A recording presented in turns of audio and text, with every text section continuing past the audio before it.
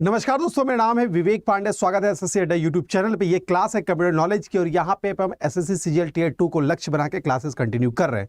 दोस्तों इस क्लास में चल क्या रहा है, तो दोस्तों मैं आपको बता दूं, इससे पहले हम लोग यहाँ पे टॉपिक्स पढ़े और फिर उसके रिलेटेड मॉडल पेपर डिस्कस कर रहे हैं। तो अभी हमारा मॉडल पेपर ही चल रहा है। तो कल जैसे मैंने बताया था कुछ प्रश्न मैंने ऐसे किए थे जो विगत एग्जामिनेशन में आ चुका है, तो उसी सीरीज को हम आगे बढ़ाएंगे। यानी आज के सेशन में भी आपको कुछ प्रीवियस ईयर क्वेश्चन देखने को मिलेंगे, साथ ही साथ कुछ मॉडल पेपर भी देखने को मिलेंगे। तो रोजाना ये क्लास है 11:30 बजे चलेगी। आपको ये मैं आपको बता दूं, ये रोजाना 11:30 बजे ये क्लास चलती है। तो काइंडली आप यहाँ पे लाइव आ जाइए 11:30 बजे। कुछ हाफ एन आवर का मैं समय लूंगा और कुछ चीजें दे के ही भेजूंगा, ऐसा नहीं कि कुछ आपका लॉस्ट होगा, ठीक है। तो काइंडली यहाँ पे 11 बजे लाइव आ जाइए हर बच्चा यहाँ पे, और यहाँ पे आप कंटेंट को लेके जाइए। बहुत फ्रूटफुल कंटेंट दूंगा जो एग्जाम रिलेटेड भी आपके लिए खास होगा। अभी वाले एग्जाम सीजीएल का भी एग्जाम है, चूंकि ये सीजीएल की बैच चल रही है। इसके अलावा सीजीएल वगैरह पेपर में भी आपको ये टॉपिक है जो काम आने वाला है। किसी भी एग्जाम में जिसमें कंप्यूटर की आवश्यकता पड़ती है उसमें आपको ये काम आना है। चलिए सेशन को स्टार्ट करते हैं दोस्तों। हाँ सर, सारे बच्चे लाइव जुड़ जाइए और दूसरे बच्चे को भी निमंत्रण भेज दो लाइव आने के लिए, ठीक है। चलिए बात करते हैं बच्चों।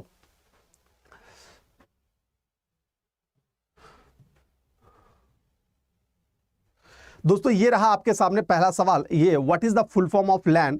एक मिक्स क्वेश्चन मैं करवा रहा हूं जिसमें मेमोरी के अलावा और वो प्रीवियस ईयर क्वेश्चन भी है जो पूछा गया है। तो बच्चों ये सवाल आपके सामने पूछा गया है कि what is the full form of LAN, जो एसएससी सीजीएल कंप्यूटर 8 अगस्त यानी जो 2017 में पेपर हुआ था, उस दौरान में आपको मालूम था कि जीएस वाले पार्ट में ही आता था हमारा ये कंप्यूटर, यानी 4-5 क्वेश्चन वहां पे पूछा जाता था। तो आप चूंकि अब एक सेगमेंट बन गया तो कहीं ना कहीं इसका वेटेज हमारा बढ़ जाएगा। तो लैन का फुल फॉर्म क्या होगा दोस्तों? महेंद्र दास नमस्कार, गुड मॉर्निंग, प्रणाम बच्चों। तो लैन का फुल फॉर्म क्या होता है दोस्तों? Local area network. कहीं है ऑप्शन में लोकल एरिया नेटवर्क, ऑप्शन होता है लैन का फुल फॉर्म। अब इसी की तरह अगर आपसे पूछा जाए, एक सेकंड में आपको बता दूं, अगर आपसे पूछा जाए कि वैन का फुल फॉर्म क्या होता है, WAN,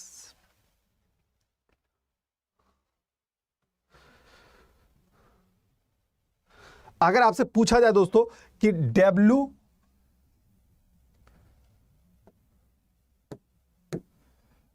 वैन का फुल फॉर्म क्या होता है, ऐसा सवाल बन सकते हैं। तो याद रखिएगा wide area network, wide area network, ठीक है, वाइड एरिया नेटवर्क, ठीक है। आपसे पूछा जाए मैन का क्या फुल फॉर्म होता है, ठीक है, मैन का फुल फॉर्म क्या होता है? Metropolitan area network, metro area network. दोनों में फर्क क्या है सबके बारे में हम चर्चा करेंगे। सबका फुल फॉर्म क्या होगा, सब दोनों का अंतर क्या है, ये भी हम चर्चा करेंगे, और शायद इससे और क्या प्रश्न बन सकता है उस पर भी हम डिस्कस करेंगे। तो बस एक बार फुल फॉर्म देख लेते हैं। हम लोग कैन भी कहीं कहीं पढ़े होंगे, कैन, कैंपस एरिया नेटवर्क, ठीक है, कैंपस एरिया नेटवर्क, ठीक है, कैंपस एरिया नेटवर्क। बच्चों अगर ऐसा आ जाए कि सर आप पैन भी कहीं सुने होंगे, pan, personal area network, personal area network, personal area network, ठीक है। सर आपने कहीं सैन भी सुना होगा, स्मॉल या स्टोरेज, स्मॉल या इसे हम लोग स्टोरेज एरिया नेटवर्क कहते हैं, स्मॉल या स्टोरेज एरिया नेटवर्क कहते हैं, ठीक है। कहीं कहीं आप लोगों ने VPN भी सुना होगा, VPN, virtual private network, virtual private network इसके फुल फॉर्म होते हैं, प्राइवेट नेटवर्क, ठीक है। तो ये सब इसके फुल फॉर्म हो गए। बिल्कुल यहां पे चीजें समझ में आ रही। ये अलग अलग फुल फॉर्म है जो आपके, अब थोड़ा सबके बारे में हम थोड़ा बताते हैं। इससे पहले जो अभी प्रश्न पूछे थे वो लैन के बारे में पूछे थे, लोकल एरिया नेटवर्क। जो एग्जाम में अभी हम क्वेश्चन करवा रहे थे उसमें लोकल एरिया नेटवर्क के बारे में पूछा गया था, ठीक है। तो दोस्तों सबके बारे में समझ लीजिए। लैन क्या होता है? अगर किसी ऑफिस का नेटवर्क है, किसी घर का नेटवर्क है, तो वो मेरा लोकल एरिया नेटवर्क कहा जाता है। किसी भी ऑफिस का, अगर मान लीजिए एक ऑफिस में 5-10 कंप्यूटर एक दूसरे से कनेक्टेड है, तो वो जो नेटवर्क बनेगा वो लोकल एरिया नेटवर्क बनेगा, ठीक है। अब अगर आपको नेटवर्क के बारे में नहीं जानकारी तो उसके बारे में मैं बताता हूं। नेटवर्क किसे कहते हैं? नेटवर्क बच्चों याद रखिएगा, अगर एक कंप्यूटर है और एक कंप्यूटर है और एक कंप्यूटर है, यानी कि एक से अधिक कंप्यूटर एक दूसरे से जुड़ा हुआ है, एक से अधिक कंप्यूटर एक दूसरे से जुड़ा हुआ है और आपस में मैसेज का आदान प्रदान कर रहा है, तो उसे नेटवर्क कहते हैं, ठीक है। एक से अधिक कंप्यूटर, यानी दो भी कंप्यूटर मिलकर एक हमारा नेटवर्क बना सकता है दोस्तों। तो नेटवर्क किसे कहते हैं? जब दो या एक से अधिक कंप्यूटर आपस में जुड़ते हैं, आपस में मैसेज का आदान प्रदान होता है, तो उसे ही नेटवर्क कहते हैं। अब है कि भाई दो कंप्यूटर से भी नेटवर्क बन सकता है, 2 अरब खरब कंप्यूटर जोड़ के भी नेटवर्क बन सकता है। तो इसी आधार पर यह वर्गीकरण किया गया है। अगर मान लो कि किसी ऑफिस में 5, 10, 50, 100 लैपटॉप जुड़े हुए, तो वो मेरा लोकल एरिया नेटवर्क हो गया। वैन, वाइड एरिया नेटवर्क, इंटरनेट जिसको हम लोग कहते हैं, इंटरनेट किसे कहते हैं वो भी समझ लीजिए कि दोस्तों अगर एक से अधिक कंप्यूटर अगर जोड़ते हैं तो हमारा नेटवर्क बनता है। लेकिन अगर एक से अधिक नेटवर्क को हम लोग जोड़ते हैं बच्चों, एक से अधिक नेटवर्क को जोड़ते हैं बच्चों, तो उसे हम लोग इंटरनेट कहते हैं। तो इंटरनेट और नेटवर्क में फर्क यही है कि हम लोग नेटवर्क किसे कहते हैं? 2 या 2 से अधिक कंप्यूटर को आपस में जोड़ के उसमें मैसेज का आदान प्रदान होता है, डेटा का शेयरिंग होता है, तो उसे नेटवर्क कहते हैं। इसी तरह 2 या 2 से अधिक नेटवर्क को जोड़ देते हैं तो वो मेरा इंटरनेट बनता है। तो ये फर्क है इंटरनेट और नेटवर्क में। आपको ये चीज याद रखना चाहिए, कुछ क्वेश्चन वहां पे बनेंगे। तो बच्चों वैन जो हमारा होता है वो वाइड एरिया नेटवर्क है, वो हमारा इंटरनेट का ही, internet is the part of वैन, हम कह सकते हैं इसको, ठीक है। मेट्रोपॉलिटन एरिया नेटवर्क, एक ऐसा नेटवर्क जो किसी शहर, किसी मोहल्ले तक ही चलता है। उदाहरण के तौर पे मैं आपको बता दूं, जैसे मेट्रो का भी तो अपना एक कनेक्शन चलता है ना, यानी मान लो दिल्ली मेट्रो की मैं बात करता हूं, तो दिल्ली का हर मेट्रो एक दूसरे से बात कर सकता है, हर एम्प्लॉय एक दूसरे से बात कर सकता है, यानी मेट्रो सिस्टम एक दूसरे से सब कुछ कनेक्टेड है। तो वो मेट्रो सिस्टम क्या हो गया? मेट्रोपॉलिटन एरिया नेटवर्क के तहत आ गया। तो ये मैन का एग्जांपल हो गया। सेशन अच्छा लग रहा है तो लाइक और शेयर बनाते रहिएगा, अधिक से अधिक बच्चों को जोड़ते रहिएगा बच्चों यहाँ पे, ठीक है। तो बार बार यही कह रहा हूं कि 11:30 बजे सेशन लेके आता हूं, तो काइंडली आपसे रिक्वेस्ट है कि यहाँ पे शेयर जरूर करते रहना कि नहीं कहाँ कंप्यूटर नॉलेज की क्लास चलती है, पसंद आ रही है आपको तो ठीक है, दूसरे बच्चों को बताइए, उनका भी भला होगा, ठीक है। तो दोस्तों मैं बता दूं, मैं कैंपस एरिया नेटवर्क, किसी भी कॉलेज, किसी भी यूनिवर्सिटीज या किसी भी हॉस्पिटल या किसी भी संस्था में एक अपना ही नेटवर्क चलता है। जैसे इसरो की अगर मैं बात करता हूं तो इसरो का अपना ही नेटवर्क इंटरनल चलेगा, ऐसा नहीं कि उसमें कोई सेंधमारी कर सकता है। किसी भी कॉलेज में अपना नेटवर्क चलता है कि भाई वहां पे सारे एडमिनिस्ट्रेटर एक दूसरे से बात कर सकते हैं, तो उसको हम लोग कैंपस एरिया नेटवर्क की संज्ञा देते हैं दोस्तों। पैन, पर्सनल एरिया नेटवर्क, हम लोग ब्लूटूथ से भी तो एक मोबाइल को दूसरे मोबाइल से जोड़ देते हैं, तो इस तरह का कनेक्शन, या हम लोग यूएसबी केबल से अगर कंप्यूटर को जोड़ देते हैं तो ये मेरा personal computer, personal area network की कैटेगरी में आता है बच्चों। अगला जो है सैन, स्मॉल एरिया या स्टोरेज एरिया, कैंपस का ये एक भाई है, अगर फुल फॉर्म के सेंस में लिखा गया है इसको, तो वो हमारा सैन या स्मॉल स्टोरेज एरिया नेटवर्क कहा जाता है। यह स्टोरेज का शब्द के बारे में आपको मैं बता दूं, कभी ऐसा हो सकता है कि एक ही कंप्यूटर में हार्ड डिस्क लगा हुआ है, बाकी सारे कंप्यूटर में डिस्क नहीं लगा हुआ है, कहीं भी डाउनलोड करते हो उसी जगह आके स्टोर होता है, तो वो स्टोरेज एरिया नेटवर्क कहा जाएगा। यानी 10 कंप्यूटर लगे हुए हैं लेकिन एक हैवी हार्ड डिस्क जो है बेसिकली एक ही कंप्यूटर में लगाया गया है, कहीं से भी डाउनलोड होगा वहीं पे जाके सेव होगा, तो वो स्टोरेज एरिया नेटवर्क उसको हम लोग कह सकते हैं। बेसिकली कैफे वगैरह में इसका उपयोग किया जाता है बच्चों। अगला है हमारा वीपीएन, वर्चुअल प्राइवेट नेटवर्क। ये क्या होता है? सिक्योरिटी पर्पस, आपसे पूछा जाएगा कि सिक्योरिटी पर्पस से कौन सा नेटवर्क क्रिएट होता है, तो वीपीएन, वर्चुअल प्राइवेट है। ये वर्चुअल होता है, ये एक्चुअल होता नहीं है, इसको सिक्योरिटी रीजन से टेम्पररी क्रिएट किया जाता है, ठीक है, तो इसी कहा जाता है वीपीएन। तो इतने तरह के फुल फॉर्म है जो आपको बन सकते हैं एग्जाम पॉइंट ऑफ व्यू से, और सबके यूजेस भी आपको मैंने बता दिया, वो भी दिमाग में रखिएगा, एग्जाम पॉइंट ऑफ व्यू से वो भी इंपॉर्टेंट होता है, ठीक है। तो आई होप चीजें समझ में आ रही होगी आपको। अब आते हैं पुनः क्वेश्चन पे। तो अगला प्रश्न क्या है दोस्तों, फिर देखते हैं यहाँ पे, इन विच ग्राफिक्स, अब थोड़ा सा बड़ा अच्छा सवाल है, पढ़िएगा इसको। ये भी है सीजीएल कंप्यूटर 8 अगस्त को पूछा, 2017 का ही क्वेश्चन है। In which graphics digital photo and scanner image are typically stored with extension such as BMP, PNG, JPG, TIF और जेपीजी। यानी बेसिकली अगर कहा जाए कोई भी ग्राफिक्स है दोस्तों, तो इनमें से कौन सा एक्सटेंशन में सेव होता है। यानी सिंपल सा सवाल इसका ये पूछा गया है कि इमेज जो मेरा स्टोर होता है, हम लोग इमेज देखते हो जब फोटो अपलोड करते हो एग्जाम में लिखा होता है शुड बी पीएनजी या जेपीजी, तो वही पूछा गया है कि कौन से फॉर्म में स्टोर होता है बिटमैप और पिक्सल, ठीक है।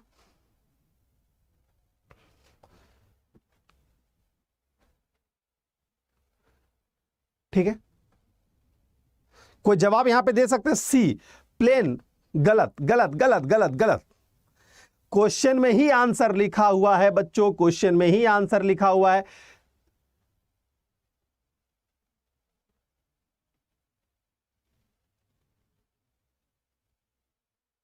ठीक है, क्वेश्चन पूछा गया है बच्चों कि अगर इनमें से कौन सा ऐसा ग्राफिक्स है या कौन सा ऐसा ग्राफिक्स है, डिजिटल फोटो है या स्कैन इमेज है जो हमारे कंप्यूटर में स्टोर होता है जिसके एक्सटेंशन ये होते हैं, ठीक है, वो कैसा इमेज हो सकता है ये पूछा गया है। In which graphics digital photos and question पढ़ो, एक बार नहीं 4 बार पढ़ो पहले, ठीक है। इन विच ग्राफिक्स यानी किस ग्राफिक्स में डिजिटल फोटो तथा स्कैनर की गई छवियां जिसका scanner extension BMP PNG JPG tiff होता है या जिसे प्रकार या एक्सटेंशन के साथ आमतौर पर संग्रहित किया जाता है, ठीक है, क्या होगा राइट आंसर?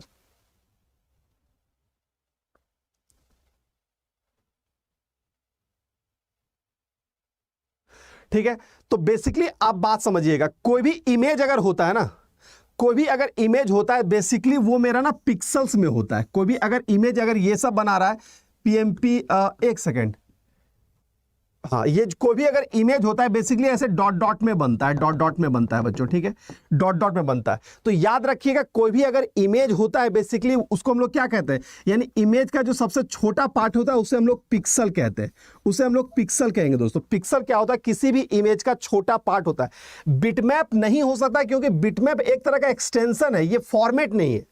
ये एक तरह का पूछा गया है कि कोई भी अगर बिटमैप इमेज है, कोई भी पीएनजी इमेज है, कोई भी जेपीजी इमेज है, तो कैसे जाके डेटा में स्टोर होता है, यानी हमारे सिस्टम में वो स्टोर होगा तो कैसे स्टोर होगा। तो बेसिकली कोई भी अगर इमेज रहता है, याद रखिएगा मैं आपको बता दूं, दुनिया का कोई भी अगर इमेज बनता है 2 तरह का इमेज होता है। एक होता है वेक्टर इमेज हम लोग कहते हैं, एक हमारा रास्टर इमेज होता है, ठीक है। तो रास्टर इमेज बेसिकली ऐसे डॉट डॉट डॉट करके बनता है। आप देखना कोई भी इमेज को नजदीक से जाके देखना, ऐसे डॉट डॉट में दिया रहेगा। तो डॉट डॉट क्या होता है? ये पिक्सल होता है, यानी किसी भी इमेज का सबसे छोटा पार्ट है उसे हम लोग पिक्सल कहते हैं। किसी भी इमेज का छोटा पार्ट है वो पिक्सल होता है। ये इमेज जो है वो बेसिकली पिक्सल में ही स्टोर होता है। बहुत सारे छोटे छोटे पिक्सल को जोड़ के एक इमेज बनता है। बात समझ में आई? बहुत सारे पिक्सल को छोड़ छोड़ के एक इमेज बनता है। इसीलिए यहां पे ये नहीं पूछा गया है कि कौन सा फॉर्मेट है, तो सिंपल सा बोला कौन सा, इन विच ग्राफिक्स डिजिटल फोटो, तो हमारा सिर्फ पिक्सल, पिक्सल वाला ही, जितना एक्सटेंशन तो वही दिया है ना, बीएमपी पीएनजी जेपीजी टीएफ, तो ये पिक्सल ही यहां पे कंसीडर किया जाएगा। बात समझ में आई बात को? और मैं अभी चर्चा ये कर रहा था कि इमेज कितने प्रकार का होता है। तो मुख्यतः 2 प्रकार का इमेज हम लोग कहीं भी देख सकते हैं, एक होता है वेक्टर, एक होता है रास्टर।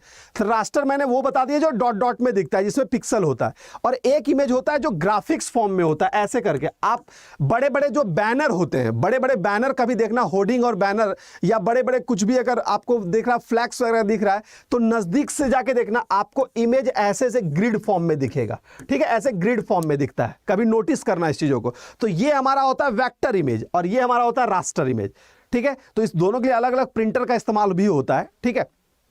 तो बेसिकली ये क्या हो गया, यहां पर पिक्सल का ही इस्तेमाल किया जा रहा है, ठीक है। पिक्सल के फॉर्म में डेटा जाके स्टोर होता है, पिक्सल के फॉर्म में, ठीक है। अब आगे बढ़ते हैं दोस्तों, यहां पे क्वेश्चन समझना होगा थोड़ा, क्वेश्चन के सवाल में भी जवाब यहां पर रहता है, ठीक है। अगले सवाल पे आते हैं। सी प्लस प्लस क्या है? सी प्लस प्लस क्या है? इसका नाम अगर सुना है, सी प्लस प्लस क्या है, इसके बारे में पूछा गया है दोस्तों। थोड़ा शेयर करते रहो बच्चों, तो कम से कम यहां पे काट,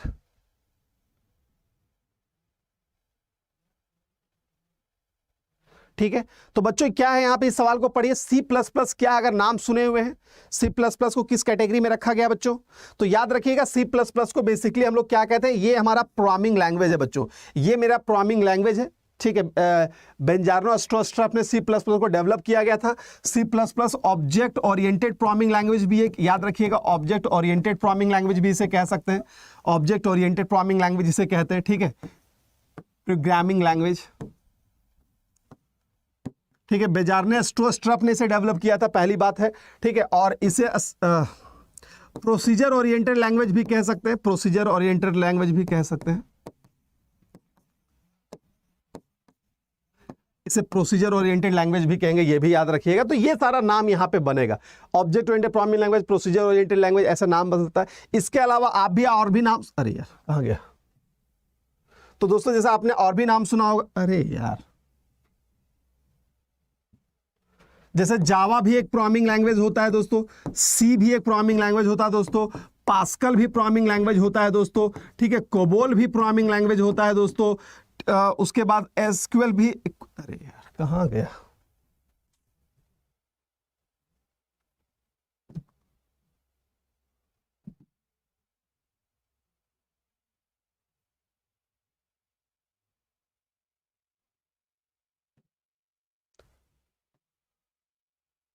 तो सी प्लस प्लस, कॉबल, जावा, ये सब क्या है, ये सब हमारा एक प्रोग्रामिंग लैंग्वेज। इसके अलावा और भी बहुत सारे, जैसे HTML को भी हम लोग एक प्रोग्रामिंग लैंग्वेज कहते हैं, मार्कअप लैंग्वेज होता है। तो ऐसे करके .NET भी एक प्लेटफॉर्म पे होता है जो प्रोग्रामिंग लैंग्वेज होता है। ऐसे करके बहुत सारे प्रोग्रामिंग लैंग्वेजेस हैं जिसके बारे में आपको नाम जानना है और उसके यूजेस को दिमाग में रखना होगा, ठीक है। जैसे कभी कभी पूछा जा सकता है इनमें से कौन सा ऑब्जेक्ट ओरिएंटेड, तो C plus plus object oriented है, जावा ऑब्जेक्ट ओरिएंटेड है, लेकिन सी हमारा ऑब्जेक्ट ओरिएंटेड नहीं है। तो ऐसे बेसिक क्वेश्चन जो प्रोग्रामिंग लैंग्वेज से होते हैं वो भी आपके एग्जाम में बनेंगे दोस्तों। तो मेरा यही कहना है कि आपको याद रखिएगा कि कौन सा प्रोग्रामिंग लैंग्वेज होता है, नहीं होता है, किसका क्या यूजेस है। इसमें मैं एमसीक्यूज के माध्यम से मैं डे बाय डे करवाता रहूंगा, यहाँ पे चीजें आपको यहाँ पे रुकेगी नहीं, ठीक है। तो ये सब आपके लिए भी एक टास्क बन जाता है कि आपको और क्या एक्स्ट्रा मेहनत करना है, तो आपको ये थोड़ा पढ़ना होगा प्रोग्रामिंग लैंग्वेज के बेसिक चीज है कि चलो सी क्या है, तो एक प्रोग्रामिंग लैंग्वेज है, ठीक है। सी प्लस प्लस क्या है, तो वो भी एक प्रोग्रामिंग लैंग्वेज, लेकिन ऑब्जेक्ट ओरिएंटेड की कैटेगरी में आता है, ठीक है। चलिए अब आते हैं अगले सवाल में। अगला question, what kind of memory is both static and non volatile. इनमें से कौन सा मेमोरी है जो अस्थिर भी और गैर अस्थिर दोनों होती है। अच्छा, हिंदी में थोड़ा सा सेम टाइप का हो गया, यानी कि स्टैटिक कहने का मतलब अस्थिर, अरे यार चलिए, स्टैटिक कहने का मतलब क्या, स्टैटिक कहने का मतलब कि कांस्टेंट चीजें वहां पे रहेगी, बदलेगी नहीं, स्थिर। और नॉन वोलेटाइल कहने का मतलब क्या होता है बच्चों, जो डेटा को अस्थायी रूप में स्टोर करता है, अस्थायी रूप में स्टोर करता है। कौन सा है जो स्टैटिक भी, सॉरी अस्थायी नहीं अस्थायी होगा, ठीक है। मैं हिंदी यहां पे लिख देता हूं, बोर्ड थोड़ा हिल रहा है। चलिए, तो नॉन वोलेटाइल का मतलब होता है अस्थायी।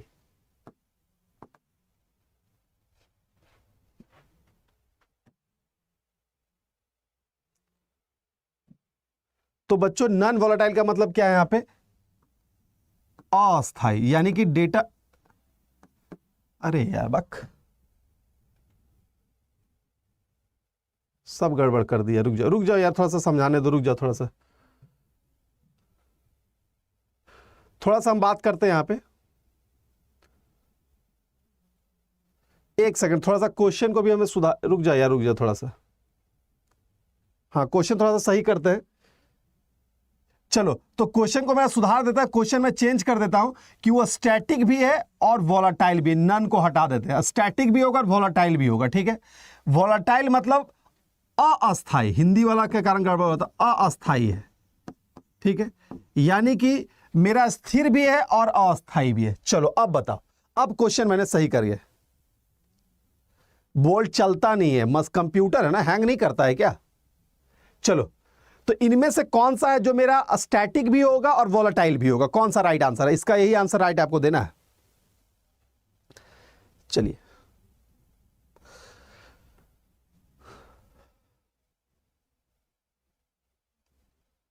तो बच्चों क्या होगा राइट आंसर, आप मुझे बताइए, इनमें से कौन सा है जो मेरा स्टैटिक भी होगा और वोलेटाइल भी होगा।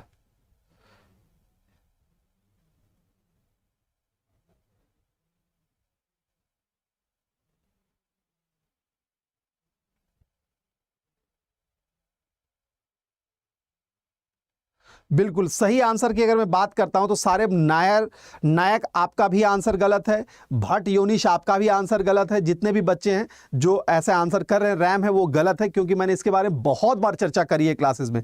तो बच्चों याद रखिएगा, राइट आंसर हमारा क्या है यहाँ पे, कैचेज मेमोरी। कैचेज मेमोरी होता है जो मेरा स्टैटिक भी होता है, ठीक है, और मेरा वोलेटाइल भी होता है। कैचेज मेमोरी जो एक तरह का रैम ही होता है। रैम क्या है, तो अरे यार,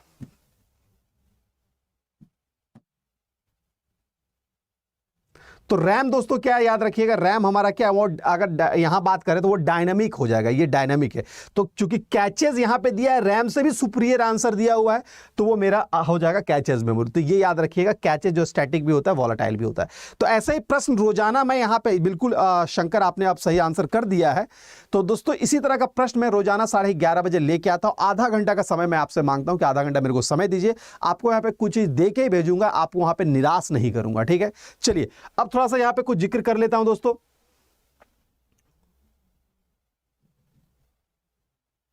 जाते जाते मैं आपको बता दूं दोस्तों, वो बच्चे जो एसएससी की तैयारी करना चाह रहे हैं, यानी कि एसएससी, सीएचएसएल, सीजीएल, एमटीएस ऐसे एग्जाम की तैयारी करना चाहते हैं, उनके लिए आपका एसएससी महापैक का एनरोलमेंट आपको लेना है। लेना क्यों? क्योंकि इसमें थ्रू आउट द ईयर, चूंकि यहां डबल वैलिडिटी का ऑफर चल रहा है। डबल वैलिडिटी कहने का मतलब है कि आप 1 साल का एनरोलमेंट लेते हैं, आपको 1 साल का वहां पे एक्स्ट्रा मिल जाता है। यानी अगले 2 वर्ष तक जितने भी कोर्सेज अड्डा 24/7 में एसएससी के वर्टिकल्स में आएंगे, वो एमटीएस का होगा, वो सीजीएल का 1 बैच आए, 2 बैच आए, 4 बैच आए, 10 टेस्ट सीरीज बने, जितने भी टेस्ट सीरीज आते रहेंगे वो सब आपको एसएससी महापैक में आपको मिलता रहेगा थ्रू आउट द ईयर। पूरा 2 साल तक जो भी कोर्सेज आएंगे को, अब बार बार कोर्सेज करने का मतलब क्या? कोर्सेज हम लोग जो डिजाइन करते हैं, जैसे एक कंप्लीट कोर्स हो गया, फिर उसका क्रैश कोर्स डिजाइन करते हैं जैसे रिवीजन के लिए, फिर उसका मॉक टेस्ट डिजाइन करते हैं। तो कोर्स ऐसे बनाया जाता है ताकि कंप्लीट सिलेक्शन की बात अगर हम लोग करते हैं तो हमें 2-4 चीजें बार बार रिवीजन भी करना पड़ता है, इसीलिए क्रैश कोर्स वगैरह भी हम लोग वहां पे लॉन्च करते हैं। तो ये सारी चीजें जो 2 साल तक आपकी चलती रहेगी, यहाँ पे